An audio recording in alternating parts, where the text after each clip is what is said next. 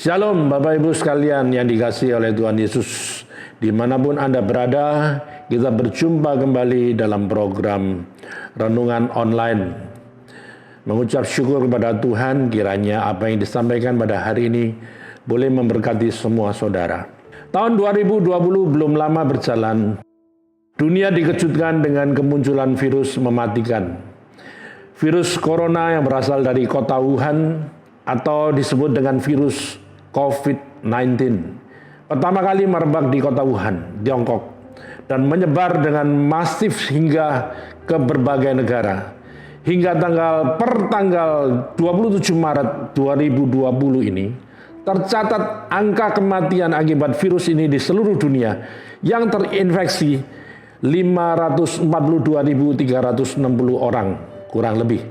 Yang telah sembuh 125.490 orang, yang masih dirawat di rumah sakit 392.502 orang.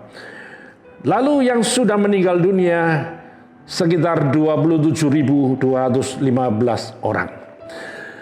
Bapak Ibu sekalian, saudara-saudara yang dikasihi oleh Tuhan Yesus, keadaan ini sungguh memprihatinkan dan mencemaskan. Wabah corona telah menjadi ancaman serius yang perlu segera diantisipasi dan diatasi bagi banyak negara saat ini. Meskipun negeri kita Indonesia secara geografis letaknya jauh dari kota Wuhan, tetapi virus corona sudah menyebar ke seluruh penjuru tanah air Indonesia. Pergerakan manusia dari wilayah yang terkontaminasi mungkin saja turut membawa masuk virus tersebut ke tanah air. Di tengah situasi yang kelam ini, mungkin kita terdorong untuk bertanya, di manakah Tuhan? Kita seakan berteriak seperti Daud dalam Mazmur 38. Ketika ia merasa sangat menderita karena penyakit yang ia alami. Aku kehabisan tenaga dan remuk redam. Aku merintih karena degap-degup jantungku. Apakah Tuhan diam saja dalam epidemi corona ini? Bahkan mungkin ada orang yang mulai bertanya, adakah ini suatu hukuman dari Tuhan? Pertanyaan ini wajar dan sangat mungkin bisa dipertanyakan oleh orang-orang yang saat ini sedang berjuang antara hidup dan mati di seluruh dunia. Mungkin saat mereka merasa terjebak dalam rumah sendiri dan mulai kekurangan makanan dan minuman, sedangkan untuk keluar rumah saja mereka tidak berani. Inilah realita yang terjadi saat ini, Bapak Ibu sekalian. Dan situasi ini mendorong kita sebagai manusia untuk mengakui bahwa kita adalah makhluk yang lemah dan membutuhkan pertolongan Tuhan dalam segala hal. Firman Tuhan menegaskan bahwa Tuhan tidak pernah meninggalkan umat-Nya. Di dalam kitab Ibrani 13 ayat 5b berkata, karena Tuhan telah berfirman, aku sekali-sekali tidak akan membiarkan engkau dan aku sekali-sekali tidak akan meninggalkan engkau. Ia mengendalikan segala sesuatu dalam segala hal, masa lalu, masa kini, dan masa mendatang. Dan tidak ada sesuatu pun yang terjadi di luar kuasa Tuhan. Segala sesuatu yang terjadi, semua ada dalam kedaulatannya. Atau karena ia mengizinkan hal tersebut. Namun, mengizinkan sesuatu terjadi dan menyebabkan sesuatu terjadi adalah dua hal yang berbeda. Bapak Ibu sekalian, pandemi virus corona COVID-19 ini menggoncangkan sendi perekonomian dan kesehatan dunia. Semua kita terdampak langsung maupun tidak.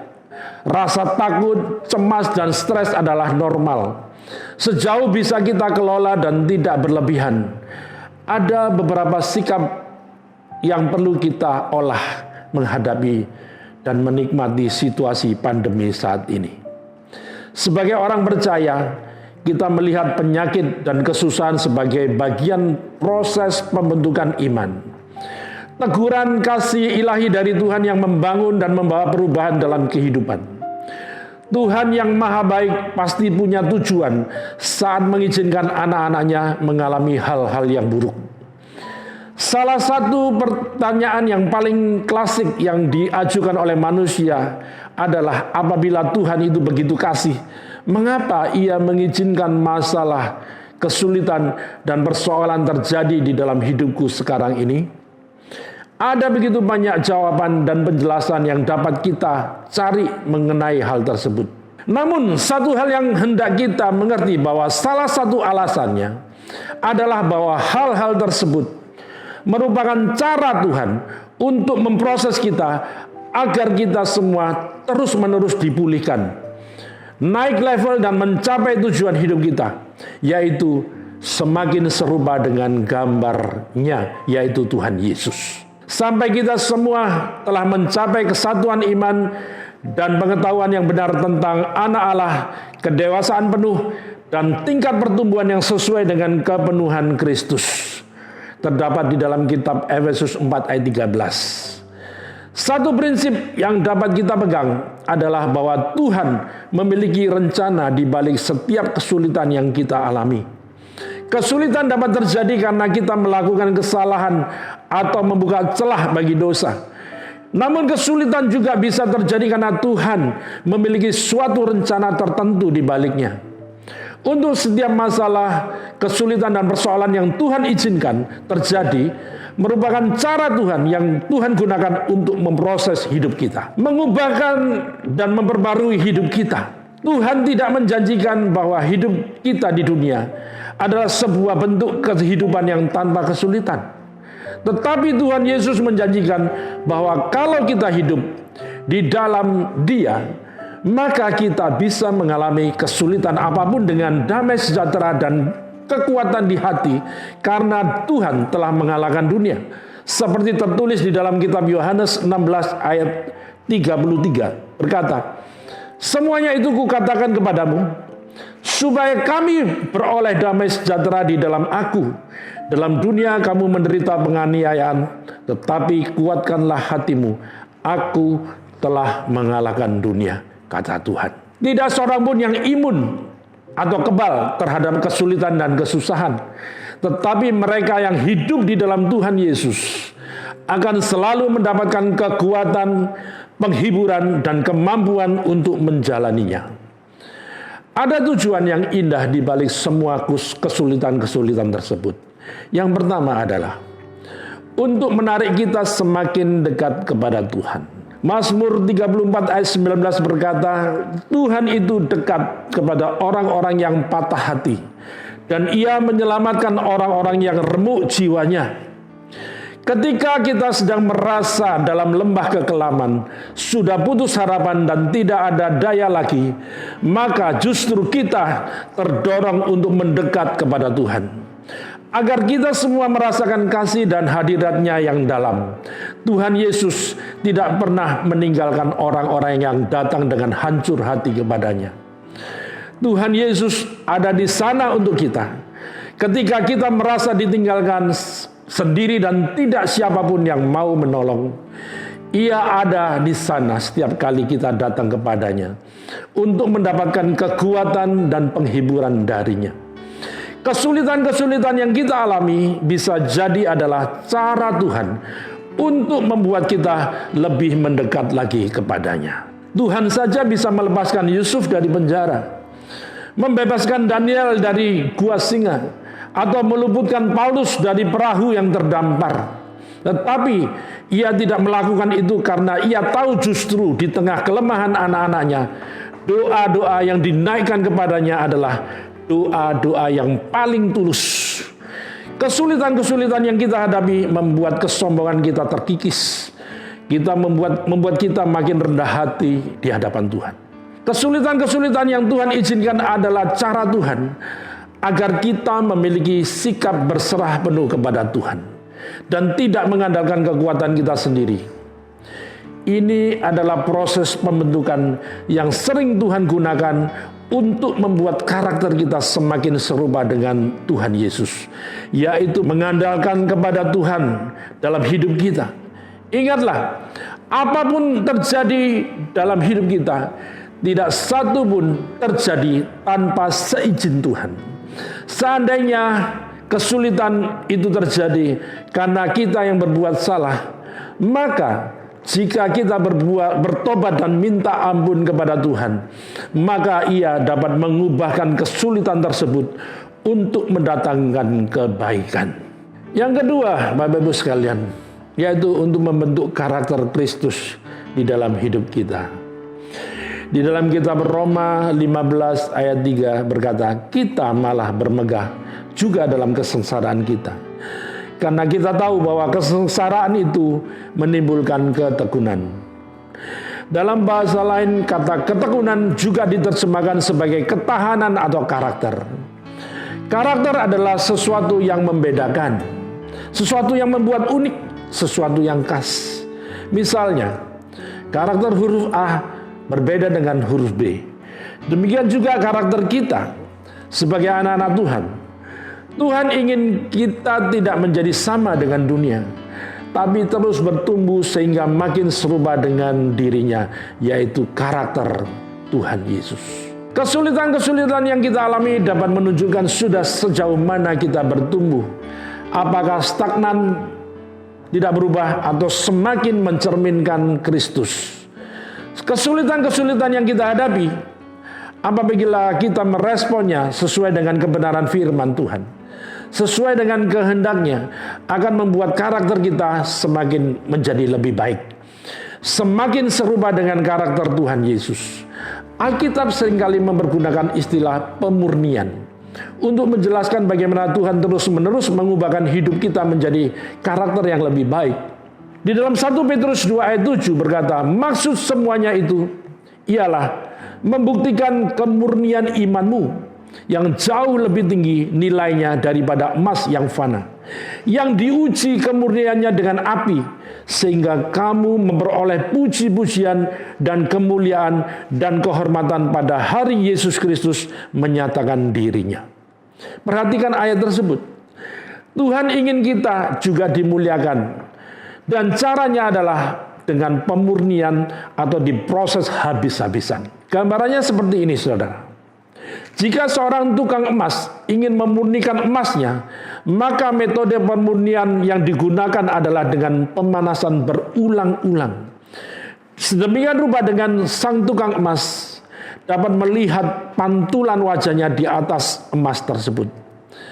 Demikian juga Tuhan memurnikan kita, memproses habis-habisan, bukan untuk mencelakakan, melainkan agar kita semakin lama semakin mencerminkan Kristus dan karakternya. Bacalah ayat tersebut di atas sekali lagi, dan renungkanlah. Kita akan menemukan bahwa semua kesulitan-kesulitan yang sedang kita hadapi pada akhirnya membawa kita kepada kemuliaan. Yang ketiga, Bapak Ibu sekalian, yaitu untuk melatih kita meresponi kesulitan seperti Tuhan Yesus. Di dalam 1 Yohanes 2 ayat 6 berkata, barang siapa mengatakan bahwa ia ada di dalam Dia, ia wajib hidup sama seperti Kristus telah hidup. Cara yang terbaik untuk meresponi setiap kesulitan yang terjadi dalam kehidupan adalah sebagaimana Yesus meresponinya. Ingatlah bahwa Tuhan Yesus datang ke dunia sebagai manusia, dan karena itu juga ia mengalami kesulitan-kesulitan yang sama yang seperti kita alami. Yesus sanggup melewati dan menghadapinya dengan teladannya. Inilah yang menjadi pelajaran berharga bagi anak-anaknya. Bagaimana Yesus meresponi kesulitan-kesulitan hidup? Yang pertama adalah selalu ingat bahwa semua rencana Tuhan pasti indah. Jika Tuhan mengizinkan terjadinya kesulitan dalam kehidupanmu, maka ingatlah dan percayalah bahwa di balik itu semua ada rencananya yang indah. Yeremia 29 ayat 11 berkata, sebab aku ini mengetahui rancangan-rancangan apa yang ada padaku mengenai kamu. Demikianlah firman Tuhan, yaitu rancangan damai sejahtera dan bukan rancangan kecelakaan, untuk memberikan kepadamu hari depan yang penuh harapan. Sangat penting untuk semua daripada kita fokus kepada rencana Tuhan dan kasih Tuhan kepada kita. Bukan berfokus pada kesulitan yang sedang dihadapi atau terjadi. Segala sesuatunya pada akhirnya akan mendatangkan sukacita bagi mereka yang diproses oleh Tuhan. Dalam Ibrani 12 ayat yang ke-11 berkata, Memang tiap-tiap ganjaran pada waktu ia diberikan tidak mendatangkan sukacita tetapi duka cita. Tetapi kemudian ia menghasilkan buah kebenaran yang memberikan damai kepada mereka yang dilatih olehnya. Ketika kita bersukacita dan mengucap syukur atas apapun yang terjadi dalam hidupmu, itu bukanlah artinya seperti berkata, saya suka penderitaan dan kesulitan. Tetapi bersukacita dan mengucap syukur karena Tuhan. Bersukacitalah dan mengucap syukurlah karena dalam segala hal Tuhan tidak meninggalkan kita. Dia selalu bersama dengan kita melewati semua kesulitan ini. Tuhan bersama kita untuk membawa kita ke arah yang lebih baik. Kita naik ke level berikutnya, membawa kita kepada rencananya yang indah. 1 Tesalonika 5 ayat 18 berkata, mengucap syukurlah dalam segala hal. Sebab itulah yang dikehendaki Tuhan di dalam Kristus Yesus bagi kamu. Yang berikutnya adalah tidak pernah menyerah. Ketika Tuhan sedang memproses kehidupan Bapak Ibu sekalian, jangan pernah menyerah, jangan pernah putus asa, jangan keluar dari proses yang Tuhan lakukan di dalam hidup kita. Keluar atau lari dari proses justru akan menyebabkan lebih banyak lagi kesusahan, kesulitan dalam hidup kita. Orang yang keluar dari proses dan bahkan akhirnya mengikuti solusi atau jalan keluar yang ditawarkan dunia, justru akan jatuh dan menjauh dari kasih karunia Tuhan. Jika kita keluar dari proses yang Tuhan rancang bagi kita, itu sama dengan mengatakan tidak percaya akan rencananya dan tidak beriman akan hasil yang lebih baik yang Tuhan telah sediakan bagi kita. Kalau sampai kita melakukannya, justru perkenanan Tuhan berlalu atau lewat daripada kehidupan kita. Di dalam Ibrani 10 ayat 38 berkata, tetapi orangku yang benar akan hidup oleh iman, dan apabila ia mengundurkan diri, maka aku tidak berkenan kepadanya. Sekarang kita masuk poin yang terakhir, yang keempat. Untuk menyadarkan kita bahwa kasih-Nya lebih daripada masalah kita. Setiap kali kita menghadapi kesulitan, sadari bahwa kasih Tuhan jauh melampaui apapun yang kita pernah dan sedang hadapi. Bukankah kalau kita tetap bisa bertahan sampai sekarang, karena Tuhanlah yang telah membawa kita keluar dari kesulitan demi kesulitan? 2 Korintus 12 ayat 9 berkata, sebab justru dalam kelemahanlah kuasaku, kata Tuhan, jadi sempurna. Amin. Sering Tuhan mengizinkan kesulitan terjadi agar kita menjadi membuka mata dan sadar bahwa Ia adalah Tuhan yang tidak pernah meninggalkan saudara dan saya. Kasih-Nya sangat terbukti, bahkan Ia rela sampai mengorbankan dirinya sendiri di atas kayu salib. Yesus yang rela memberikan nyawanya untuk mendapatkan kita, masa Dia tidak melindungi dan menjaga dan memberikan jalan keluar bagi masalah kita? Ingatlah dan sadari, segala kasih Tuhan sampai hari ini, itu pun belum berakhir karena Tuhan berjanji bahwa kasih-Nya kepada kita akan selalu baru setiap hari. Di dalam Roma 8 ayat 28 berkata, kita tahu sekarang bahwa Tuhan turut bekerja dalam segala hal untuk mendatangkan kebaikan bagi mereka yang mengasihi Dia, yaitu bagi mereka yang terpanggil sesuai dengan rencana Allah. Gantilah kata segala hal pada ayat tersebut dengan semua kesulitan hidup saudara dan semua proses yang Anda sedang jalani. Percayalah akan hal itu dan lihatlah, kita akan mengalami kasih Tuhan yang luar biasa melalui proses pembentukan dan penggarapan Tuhan di dalam kehidupan kita. Amin. Tuhan Yesus memberkati Bapak Ibu sekalian.